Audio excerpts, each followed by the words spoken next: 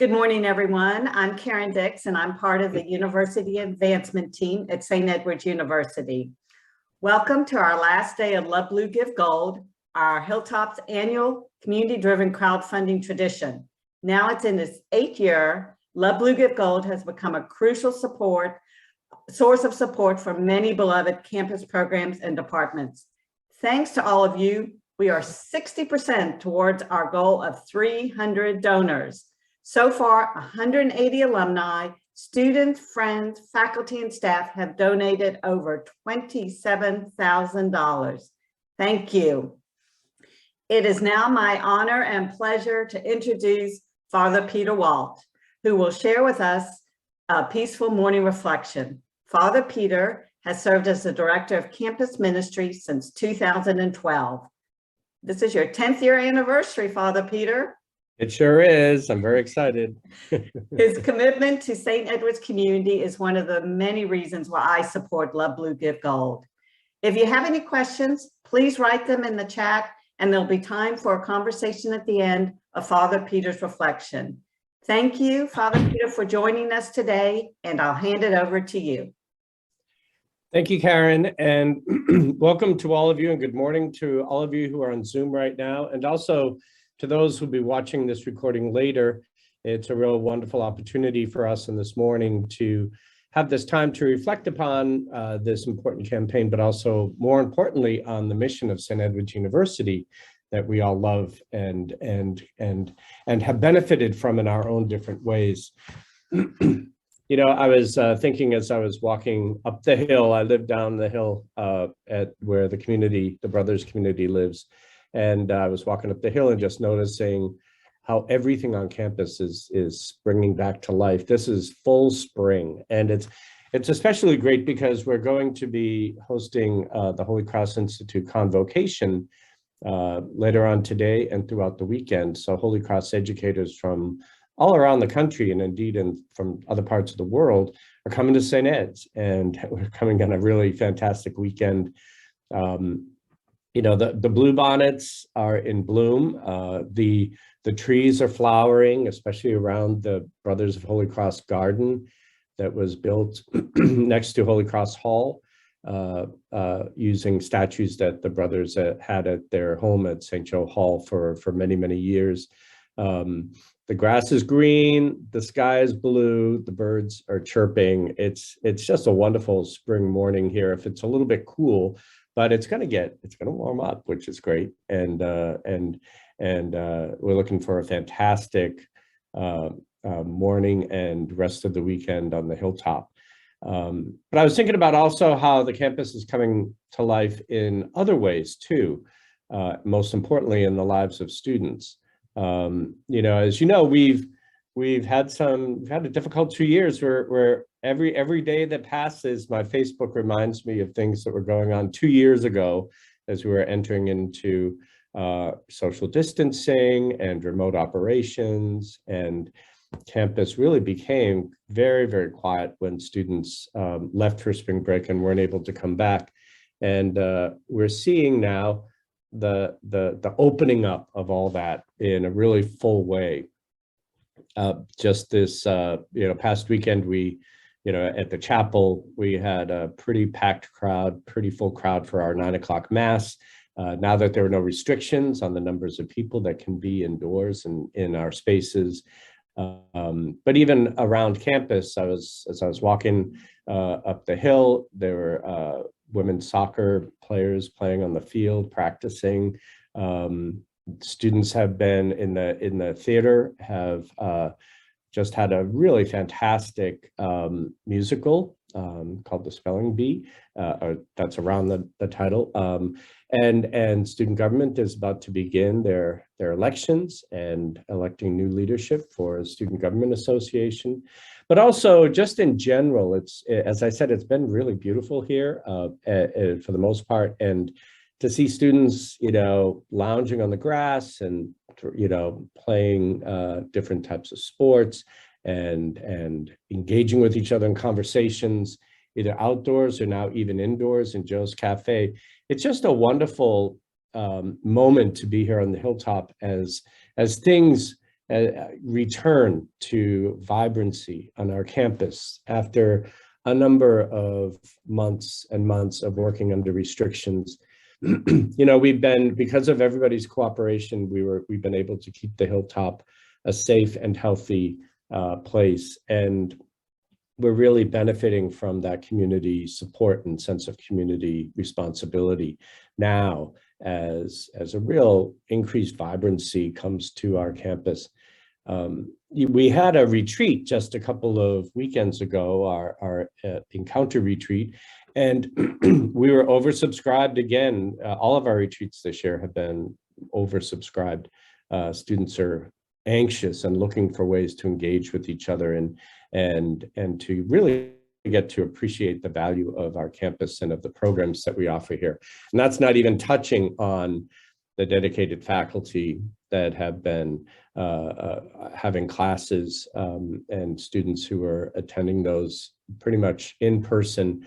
And now again, with some relaxation of all the different things that the pandemic has had us do.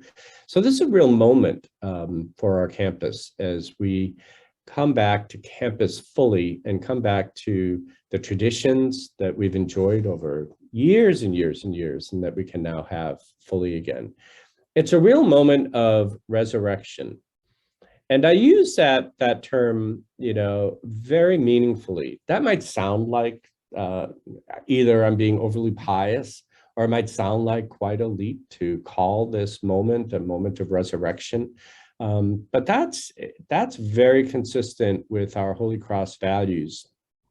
Yeah, I'm going to read something from the Constitutions of the Congregation of Holy Cross, which is the kind of guidebook, the mission statement, the plan for living for members, priests, and brothers of the Congregation of Holy Cross.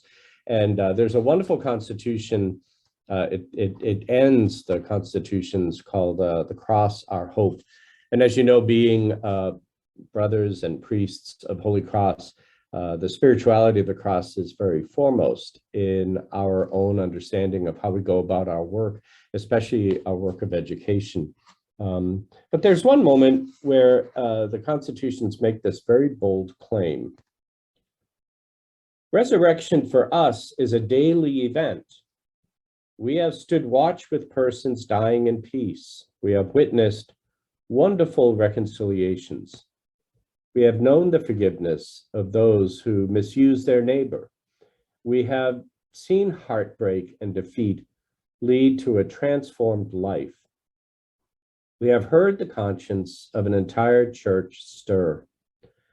We have marveled at the insurrection of justice. We know that we walk by Easter's first light, and it makes us long for its fullness.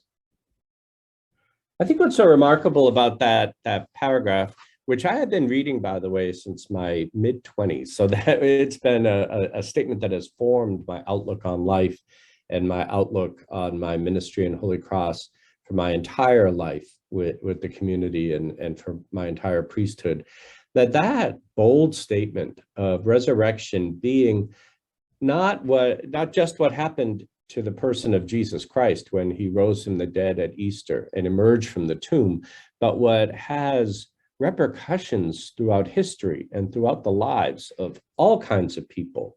And I love the way it goes into some detail, that in our life in Holy Cross, we've been able to see the power of the resurrection that emanates from the cross, it breaking into the lives of people with whom we work.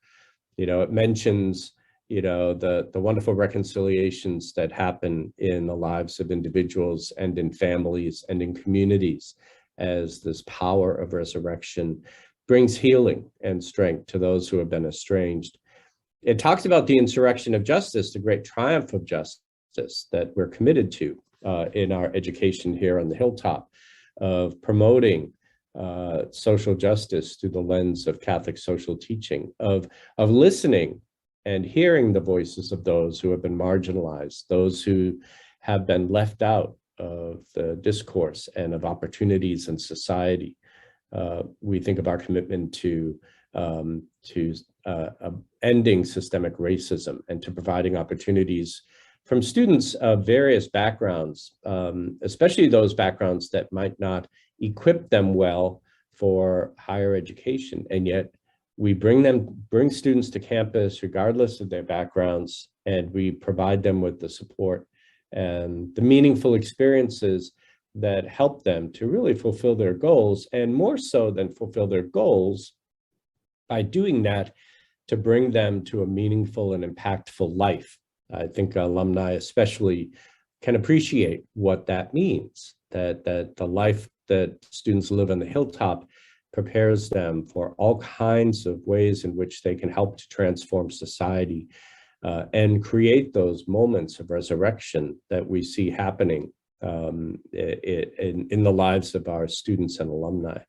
You know, we've seen in our own ways on the Hilltop how when we come together as a community, when we join forces and confront the critical issues of our day, when we hear clearly and with competence the struggles that people have both on the campus and off campus in our city of Austin, when we listen to those things that need to be addressed, and when we energize students and equip them with a real quality, excellent education to help to confront those critical issues and to contribute to the transformation of our society so that people experience those moments of resurrection.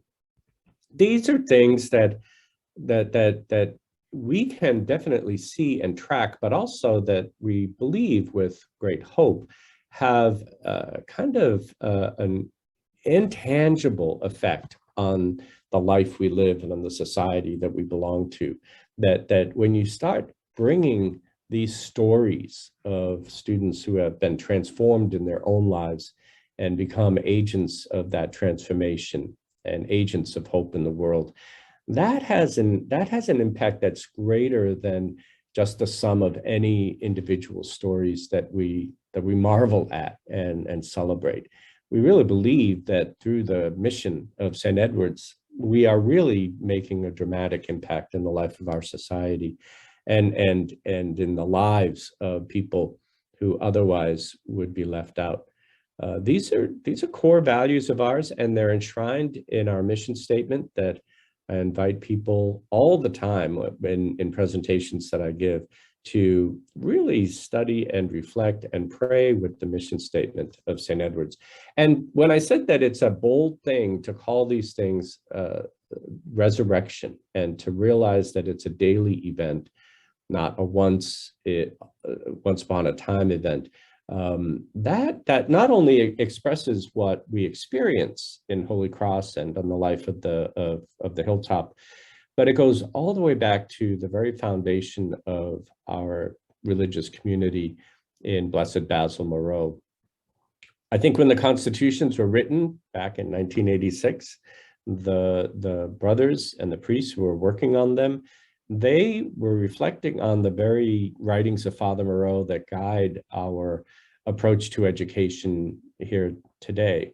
At the end of his little treatise, Father Moreau didn't write a lot, he did a lot, but he wasn't somebody who put a lot of effort into creating books and books and books of his philosophy. He wrote very accessible things that helped people to understand what their life and work in Holy Cross would be and would mean. And at the end of one little treatise called Christian Education, he talks to the mainly brothers who are working really in the outskirts of the city of Le Mans in small schools, and says to them that what they are doing in educating young people is really changing the course of history. He says, remember that the children that you are educating, and they were children, the children that you're educating are the parents of future generations, and that the values and opportunities and experiences that you help them to grab hold of have an impact on the children that they will raise and on their children's children. So Father Moreau had this huge vision of how education brings transformation. And indeed, he calls it, he says to the brothers, let's get busy now. Let's take up our work of resurrection, always being mindful of the value of your mission. And so we're here on the campus and we're experiencing in so many ways a return to the beloved traditions and vibrancy of the Hilltop that so many generations of students have experienced. And we're seeing that happen right now before our eyes as we're able to restore things that had been put into hibernation for a little bit because of the pandemic. You know, St. Edward's has experienced a number of challenges over its 135 years, 137 years, and we have always rebounded and come back better. I was thinking about that on Monday. You know, for those of you who might have been concerned, we had some very serious storms here in Central Texas. And unfortunately, those storms continued to on the pathway across the South and hit New Orleans. But on Monday afternoon, about 5:30, we all started to get buzzers going off on our phones, and our TVs went ballistic as we started to get threats of tornadoes. Fortunately for us, we were spared any impact from those storms, and especially from the tornadoes. But areas north of us did get hit, and I'm sure that as that damage is assessed, our students will be looking for opportunities to be of service to our neighbors up in Georgetown and in the northern parts of the city of Austin. But it reminded me of what happened 100 years ago when two tornadoes went through the center of Austin. One went right down South Congress, the other one went down East Austin. This is 1922. And the tornado that went through East Austin came to our campus and kind of clipped a big corner of Holy Cross Hall, and then continued on and tore the roof off of what now is called Fondren Hall. Of course, then it was the natatorium. Unfortunately, one of our students lost his life in that tornado, and there was extensive damage to our campus.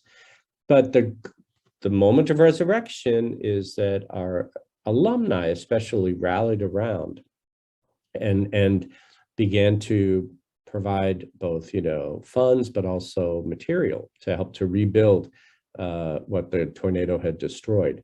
And it was that impulse of the alumni to come to the rescue, to come to the aid of St. Edward's, and to continue what they had experienced on the Hilltop, and make sure that that was something that was handed on to new generations of younger students, has really been a remarkable story and a moment of resurrection back in 1922 that continues to this day. So as you know, we're in the middle of our Love Blue Give Gold campaign.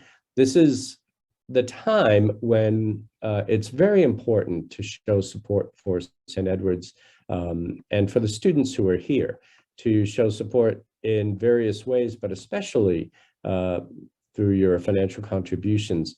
You know, we are nurturing our community and helping our community become even more vibrant in this moment of resurrection, and helping our students to really understand what the college experience and what the Hilltop experience can be like for them as they begin to grab hold of the opportunities that we are now getting back. And that it's so important for us, all of us, faculty, staff, alumni, to support this important mission at this moment, and to make sure that the experiences that we have all benefited from in being here in the Hilltop is available to future students and to current students. And that it goes back to the 3 T's, right? There's a lot of ways in which we can support St. Edward's, and certainly treasure is part of it, no matter how small, and no matter how small, it's so important that we all participate in helping to fund the programs and the educational experiences that impact our students. But, you know, just by spending this half hour with me on this call, just by spending some time, for those of you who are maybe watching this after the fact, taking this moment of reflection about our mission and about the dynamics of the way in which we are a people of hope, that dedication of your time is extremely valuable to what we are trying to do in this moment on the hilltop. And that if you're savvy with social media, and I rely upon colleagues in campus ministry to help me with it, you can click and share the campaign page so that you can let folks who aren't on this call and folks who might not be as well connected to St. Edward's to see that this is an opportunity to really show some support the way those alumni did 100 years ago to help the campus recover from what was then a terrible tragedy. And it's important that you understand that our current students appreciate and know your support and your response. We kind of tally up the numbers of people who are engaging themselves in this campaign, and students see that, and they get such personal value out of that, the support, the moral support, the spiritual support, the financial support that alumni and others are giving to their education. And they know that they have a responsibility to give back when they can. They might not be at the point, certainly not now, since they're engaged right now in paying for college, but they pay back in a lot of other ways by being the leaders that we really need them to be on our campus, helping other students to have opportunities for service and for promoting justice and to really do well with their classes. And also so that they understand that part of their giving back is participating in that work of resurrection in our society, which is struggling with so much inequity, so much missed opportunities, so much violence, and students, even now through internships and through service projects, are making their impact known. So when we all support them, they can do what our mission calls them to do, and to be the leaders that we need, not only for this moment, but for the rest of their lives. And so it's important to realize the moment that we're in, this opportunity to really participate in this moment of resurrection and to support our students and to support one another. I'm going to pause right there. And, this is an opportunity not only for questions, but maybe something of what I've said or your own rambling thoughts, during the midst of this reflection have brought up a memory or something that you'd like to share about your own experience of St. Edward's. So if you want to ask a question or pose something for us to think about, or share an experience that you've had on the hilltop that resonates with this particular moment that we're in, let's take a moment, and Karen will be happy to help to field some of that conversation and some of those questions. Thank you, Father Peter, for a wonderful start to our morning. And while we're waiting for some reflections, I just want to thank all of you for loving blue and giving gold. Donors like you are really supporting our central programs. And as Father Peter said, not only our central programs, but our beloved traditions for both current and future students. We are grateful for your dedication to the Hilltop community. And if you know, you can also say something. If you can unmute yourself, and please speak up if you would prefer to do that, rather than add something to the chat box. Sharon, I'd like to add my gratitude to Father Peter for his service and his colleagueship. At the root of the word philanthropy is love of mankind. And I can't think of a better way to kind of celebrate our mission than for how alumni express, and others, families and friends, express that love for the work that we do. And there are many ways that our family can support these efforts. And I keep talking about, you hear the term now more than ever quite a bit since the pandemic. And I think really now more than ever, this place that we love and enjoy and celebrate, really now more than ever, could use that hope of resurrection, and support. So I thank you for those beautiful words you gave us this morning. I can't wait to shout that on the hilltop. So I'd love for us to get this posted right away on the site, because I think it's set aside everything that's going on. It's just it was really a special moment. So thank you for that. Thank you, Joe. And, in addition to the cross being a symbol of Holy Cross, the more prominent symbol is the anchor. And, anchors do their job when they're hidden, right? But every now and then, if it's working right, you feel that tug that it's there and that it's keeping you safe. And I think that that's the same thing for like kind of hope, that we kind of go about our business here in the Hilltop, and we're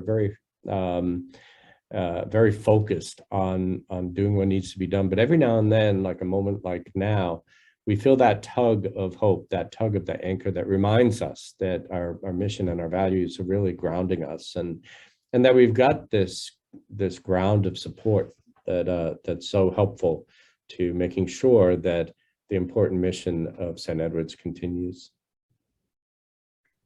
Thank you, Father Peter. And if there's no more comments, I just want to thank all of you for for being here today, and look forward to those that will be listening to this recording later. And thank you for your support of our students and for all of our campus programs. Have a great day.